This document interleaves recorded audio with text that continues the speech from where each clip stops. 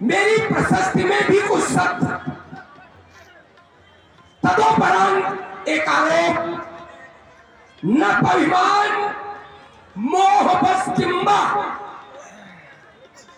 अभिमान के वशीभूत यह मोह के वशीभूत। हरियाणा सीता जगदम्बा,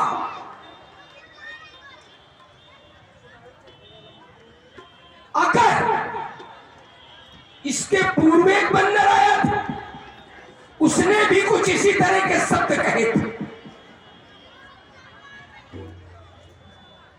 वही बात तुम भी कह रहे हो, इसमें कुछ अंतर नहीं है। वो भी जगदम्बा, तुम भी जगदम्बा। और जब जगदम्बा कह रहे हो तो क्या जगदम्बा का भी हरण हो सकता? ये सोचना चाहिए था कि हमारो क्या लगा।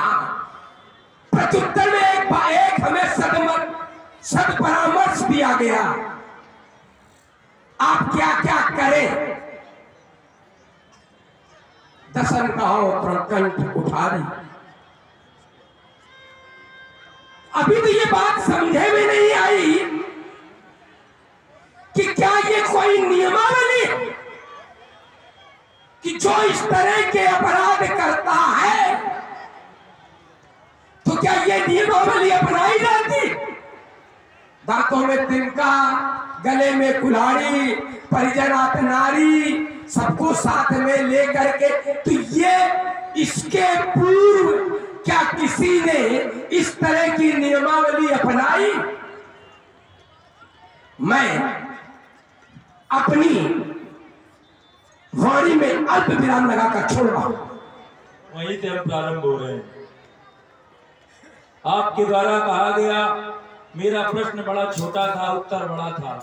ये तो आपकी बुद्धि है, जहां तक पहुंच रही है वहां तक उत्तर कर पा रहे हो।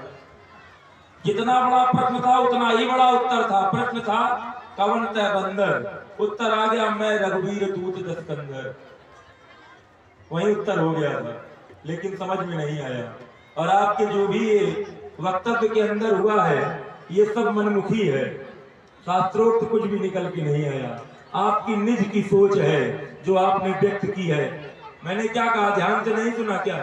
अब शुभ कहा सुनऊ तुम मोरा, कहो कछु नहीं सुनो। जो हम कह रहे हैं उसे सुनो,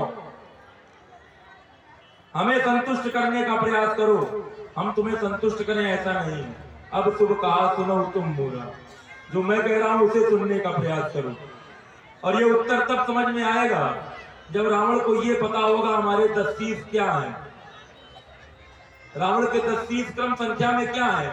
जब ये उत्तर तुम दे दोगे तब तुम्हारे इन प्रश्नों का उत्तर मैं दूंगा कि ऐसा ऐसा क्यों है। आपका एक और प्रश्न आया कि तुमने जो ये बताई क्या नियमावली है? आज से पहले क्या किसी राजा के पास इस प्रकार से कोई दूत गया है? आज से पहले किसी राजा ने किसी स्त्री का ऐसे अपहरण किया है?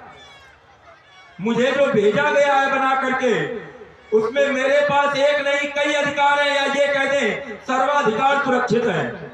तुम्हारे जैसे व्यक्ति के लिए हम तत्काल में निर्णय लेने में सक्षम हैं, हर प्रकार से सक्षम हैं। तुम एक हारे हुए व्यक्ति हो।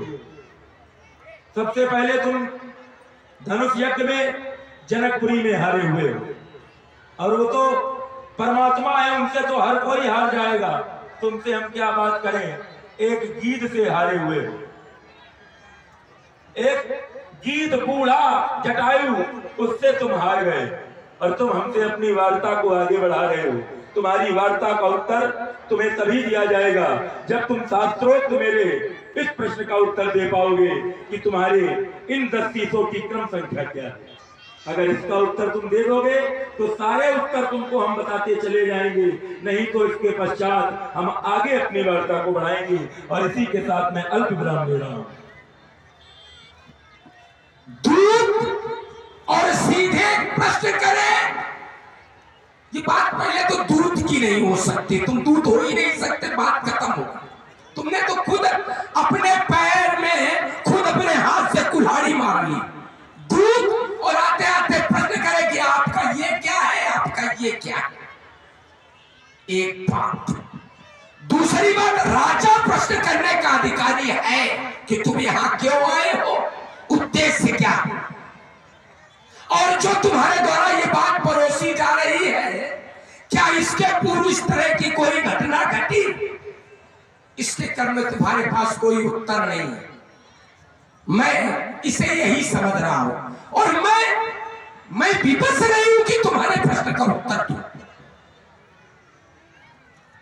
तुम विवश हो कि मेरे प्रश्न का उत्तर दो। मैंने तुम्हें बुलाया नहीं था, तुम खुद आए हो, खुद आए हो। मैं तुम्हारी कोई बात सुनने को तैयार नहीं, तुम जा सकते हो। तुम जा, हम जा नहीं सकते। बात कहने पहले सुनो, अपनी बात क्रम में रुक गए। चूंकि तुमने एक प्रश्न खड़ा किया, मैं उस प्रश्न का उत्तर तो जरूर दूंगा। कारण है नहीं तो शायद हमारे सभासद सोचने लगे कि इसका उत्तर आता नहीं होगा, इसलिए नहीं दिया। लेकिन एक क्रम छोड़ करके पहले हम तुमको तो टटोले कि क्या दूध की ये मर्यादा है? दूध की एक निश्चित मर्यादा होती है, क्या उस मर्यादा का पालन तुम्हारे द्वारा किया जा रहा है? एक मर्यादित के तुम दूत हो। अब फिर अल्प विराम लगा के छोड़ रहा हूं। हम यही तो प्रारंभ हो जाएंगे। हमने बताया हम शास्त्रोक्त कहेंगे। बड़ा सुंदर संवाद अंगद और श्री रावण जी के बीच में। इससे प्रभावित है श्री विजय यादव आपकी ओर से 100 मुद्राएं, श्री आशुतोष जी ज्वेलर्स ककरदही आपकी ओर से 50 मुद्राएं, सचिन यादव पकड़ा आपकी ओर से 51 मुद्राएं, श्री आशीष कुमार जी शुक्ला बैरी दरियाव आपकी ओर से 100 मुद्राएं, श्री अक्षय कुमार जादेपुर 100 मुद्राएं, श्री अजय सिंह जी भदौरिया कानपुर आपकी ओर से 100 मुद्राएं प्रदान है। बहुत बहुत शुभकामनाएं सभी को। इसीलिए इतना लंबा बोला था क्योंकि इनके बाद इनको भी बोलना है। अब इनके बोलने के बाद इन्होंने क्या क्या बोला है ये भी ध्यान रखना बहुत जरूरी है, इसलिए कृपया आप बाद में ही बोलें। अंगद दूत, अंगद ही कहेगा कि दसमुख मैं न बसीठी आए हो। बसीठी माने आप कहेंगे तो वो विषय नहीं, आप क्या कहेंगे ये भविष्य का है।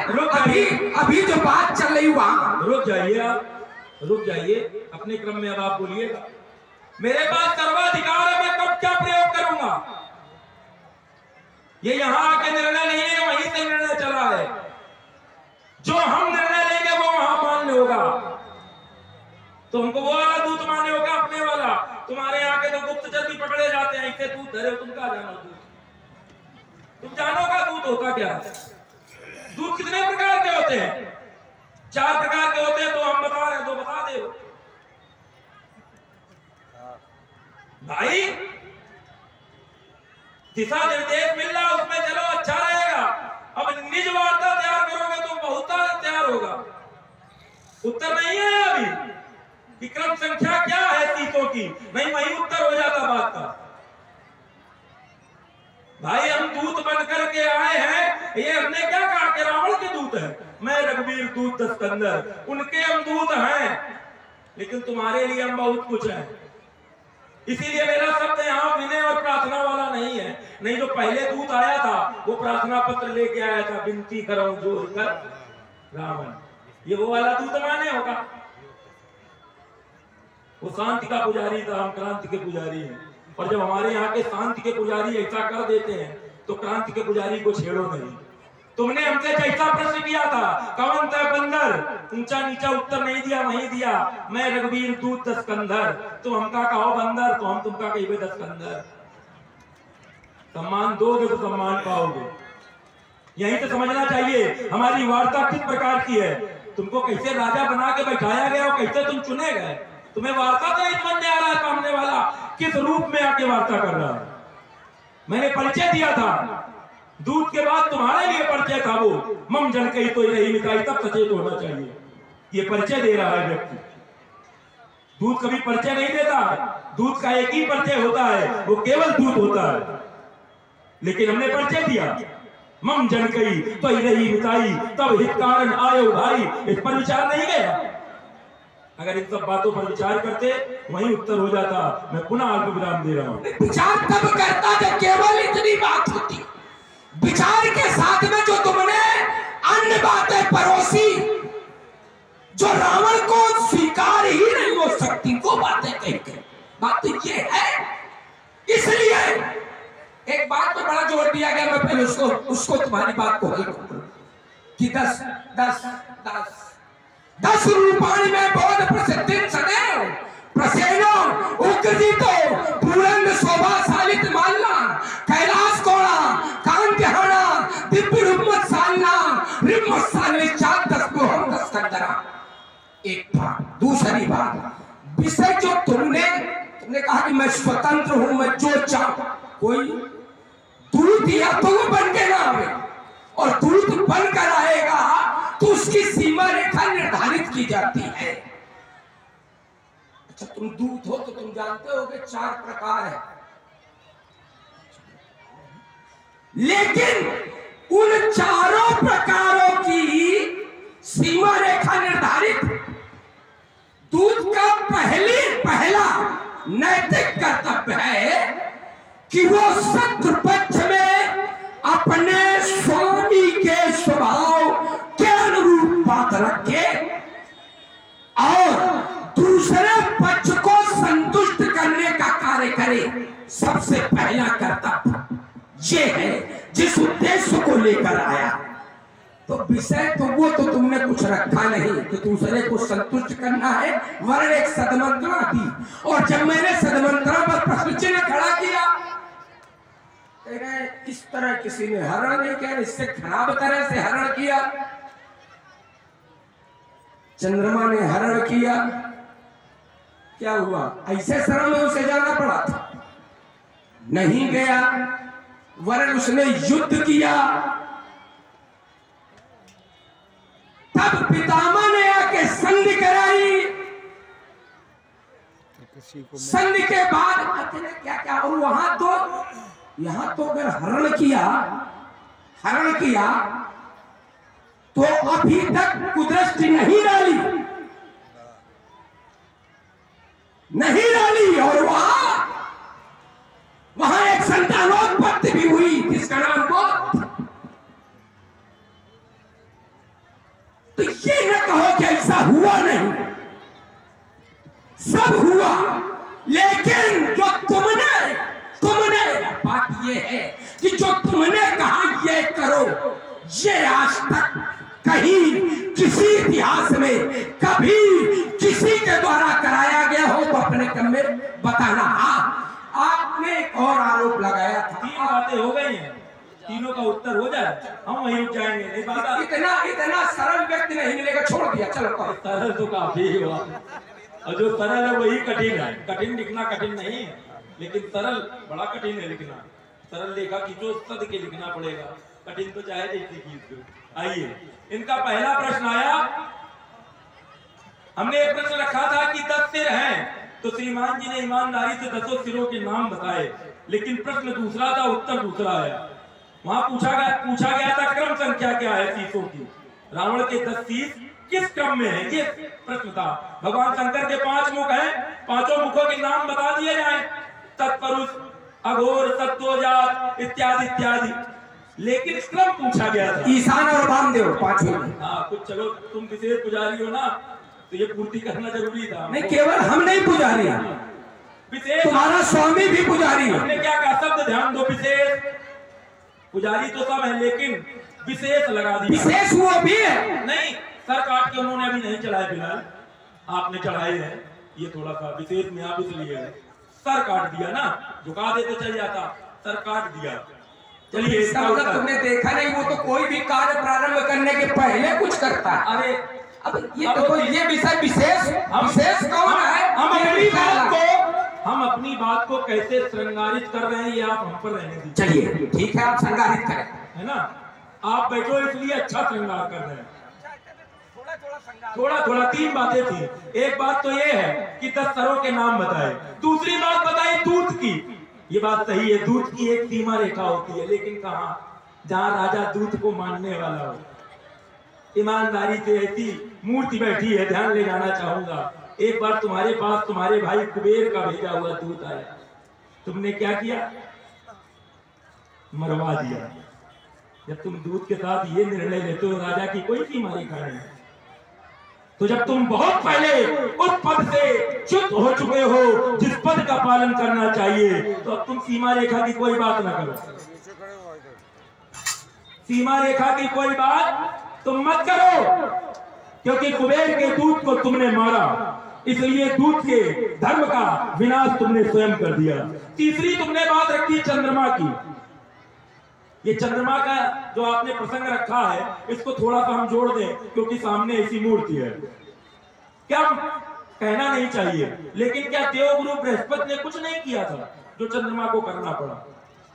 देवगुरु बृहस्पति ने भी अपने सगे भाई उतथ्य की पत्नी ममता के साथ जब ऐसा किया, तब इस कारण से उसका प्रतिफल उनके गुरुपुत्र, उनके पुत्र अर्थात उनके शिष्य चंद्रमा ने ऐसा किया। तो अवश्य में भोक्तव्यम कर्तुम कर्म शुभाशुभम। यहाँ पर बुध हुआ, यहाँ भरद्वाज हुआ। सनातन को प्रणाम है, सनातन को प्रणाम है, जिसके यहाँ की तुम मर्यादा गा रहे हो। ये सनातन का कर्म है कि देव गुरु पूरी बात सुनो, हमारी बात का श्रृंगार खराब न करो। नहीं, हमारी बात का उत्तर हो गया है, श्रृंगार करने दो, उसको बताने दो। उन्होंने गलत किया तो उनका भी अपमान हुआ, देवगुरु बृहस्पति का भी अपमान हुआ। देवगुरु के पद से हटे हो, है ना, कोई और जाकर के बैठा इत्यादि। यहाँ दंड सबको है, पर वो देवता है, उनका किया हुआ कार्य लीला के रूप में माना जाता है। जैसे हम जन्म लेते हैं, परमात्मा ने भी जन्म लिया। हमारा आपका जन्म हुआ था, परमात्मा ने भी जन्म लिया, लेकिन परमात्मा का जन्म अवतार होता है। क्यों होता है? उसका क्या कारण है? एक व्यक्ति ने देखा कुएं में एक आदमी गिर गया, वो चिल्ला रहा था बचाओ। दूसरे ने देखा, उसने कहा भैया रुको हम आए। वो रस्सी लेके कुएं से उतर गया नीचे, अब वो निकाल के लाने लगा। तब तक तीसरे ने बताया 2 लोग कुएं में गिरे हैं। तो जो एक देख रहा था उसने कहा 2 नहीं गिरे, एक गिरा है, एक उतारने के लिए, बचाने के लिए उतरा है। तो वो हम लोग जन्म लेते हैं अर्थात कुएं में पड़े हुए हैं, वो परमात्मा हमारे बीच में आकर के हमें ऊपर उठाता है। वो दिखाई तो देता है कुएं में, लेकिन वो कुएं में गिरा नहीं है, वो उतरा है। इतना अंतर है जो तुमको समझ में नहीं आएगा, नहीं आएगा, नहीं आएगा। कब आएगा? जब दसन गाओ तुम कंठ पुटारी, कुछ गलाओ, नीचे झुको, तब आएगा ये। अच्छा, इसके लिए झुकने तो ये तो कहते हैं झुको, तुम तो दसान और कंठ में कुठारी और परिजनाथ नारी, एक तुमने एक विधा बनाई, एक जैसे क्या श्रृंगार, इसमें भी कुछ कर रहे हो क्या? श्रृंगार कर लेने दो, तो क्या इसमें भी श्रृंगार कर रहे हो कि ऐसा पर्यावरण बना के वहां चलो? ये है क्या भाई? हमने तो सुना है, अगर तुम्हारी बात को यही से शुरू हो रहे हैं कि अगर किसी के सामने किसी आडंबर की आवश्यकता नहीं उसके पास जाने के लिए, और तुम तो ये आडंबर बता रहे हो। वो सुना है, ये कहता है निर्मल निर्मल, या तो वो गड़बड़ कहता है या तो तुम गड़बड़ कहते हो, 2 में से तो एक गड़बड़ है। एक बात जो चंद्रमा पर मैंने टिप्पणी की थी, मैंने वो उदाहरण रखा था कि उसने भी ऐसा किया था। तुमने उसके उत्तर में जो किया, तुम तो सनातन पर तुमने इतना ज्यादा आक्षेप लगा दिया कि अब तो हमें लग रहा है कि उससे तो ये राक्षस अच्छे, जो अपने भाई, छोटे भाई, उतत छोटा था, उतत ठीक है, और उसके पत्नी का नाम था ममता। बड़े वाले का नाम, हम वही यात्रा करें, बृहस्पति के बड़े का नाम। ये विषय तुम देखो, यही हम जानते हैं कि तुम केवल बिगाड़ सकते हो, तुम बना कुछ नहीं सकते। जो तुमने खड़ा किया मैं वहां बोल रहा हूँ, तुम्हारी कोई अपनी बात अभी नहीं थोपी। तुम कह रहे थे कि वो विषय से अलग हटके, हमने विषय से कुछ अलग नहीं किया, सब तुम्हारे अनुसार चला रहे हैं। लेकिन जानते धरातल प्राय लोगों को छूट जाता है, प्राय। तो अगर सनातन की ये गतिविधियां हैं, ये है ढिढोरा पीटते हैं सनातन। और ये क्या इतने इतने, तो रावण ने फिर कौन सा अपराध किया? रावण ने तो कोई अपराध ही नहीं किया। ये करते हैं ये, रावण ने तो कोई अपराध नहीं किया, कोई अपराध किए नहीं, तो उसको ये सब कुछ करने की जरूरत है नहीं। ये सब कुछ करने की उसको जरूरत ही नहीं, क्योंकि अपराध जैसा कोई कृत्य नहीं।